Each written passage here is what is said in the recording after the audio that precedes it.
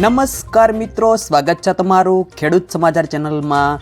આજના આ વિડીયોમાં હવામાન વિભાગ અને અંબાલાલ પટેલ દ્વારા ગુજરાતમાં ભર શિયાળે માવઠું પડવાની આગાહી કરવામાં આવી છે।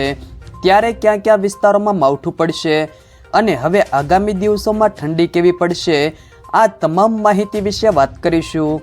વિડીયોમાં આગળ વધતા પહેલાં જો તમે અમારી ચેનલમાં નવા છો તો ચેનલને સબસ્ક્રાઈબ જરૂર કરજો, જેથી અમારા આવનારા તમામ વિડીયોની માહિતી તમારા સુધી મળતી રહે। તો ચાલો શરૂ કરીએ આજનો આ વિડીયો। ડિસેમ્બર મહિનાના અંતિમ દિવસો ચાલી રહ્યા છે। ગુજરાતમાં અત્યાર સુધી કડકડતી ઠંડી જામેલી જોવા મળી નથી। જો કે આ વચ્ચે રાજ્યમાં ભર શિયાળે વાતાવરણમાં ફરી એક વખત બદલાવ જરૂર જોવા મળશે। હવામાન વિભાગે આગામી 2 દિવસ દરમિયાન ગુજરાતના વિવિધ વિસ્તારોમાં છૂટાછવાયા વરસાદની આગાહી કરી છે। હવામાન વિભાગે કચ્છ, ઉત્તર ગુજરાત અને સૌરાષ્ટ્રના કેટલાક ભાગોમાં સામાન્ય વરસાદ પડવાની પણ સંભાવના વ્યક્ત કરી છે।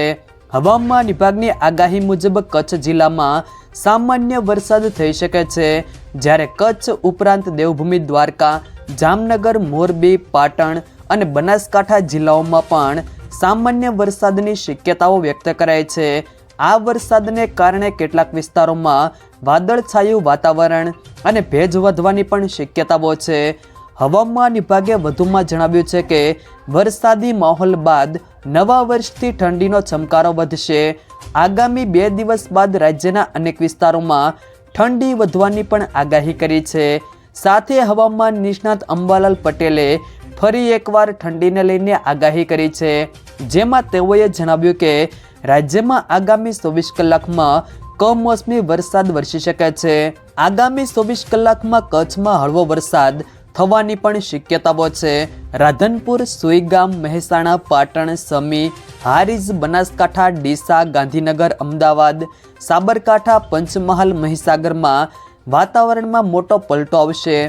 6 થી 14 જાન્યુઆરીમાં વાતાવરણમાં પલટો આવશે, જ્યારે 11 થી 18 જાન્યુઆરી સુધી આકરી ઠંડી પડશે। રાજ્યમાં માર્ચ મહિના સુધી વાતાવરણમાં પણ બદલાવ આવશે। જો મિત્રો વિડીયો પસંદ આવ્યો હોય તો વિડીયોને લાઈક કરો, તમારા મિત્રો સાથે શેર કરો, અને જો તમે અમારી ચેનલમાં નવા છો તો ચેનલને સબસ્ક્રાઈબ જરૂર કરજો, જેથી અમારા આવનારા તમામ વિડીયોની માહિતી તમારા સુધી મળતી રહે।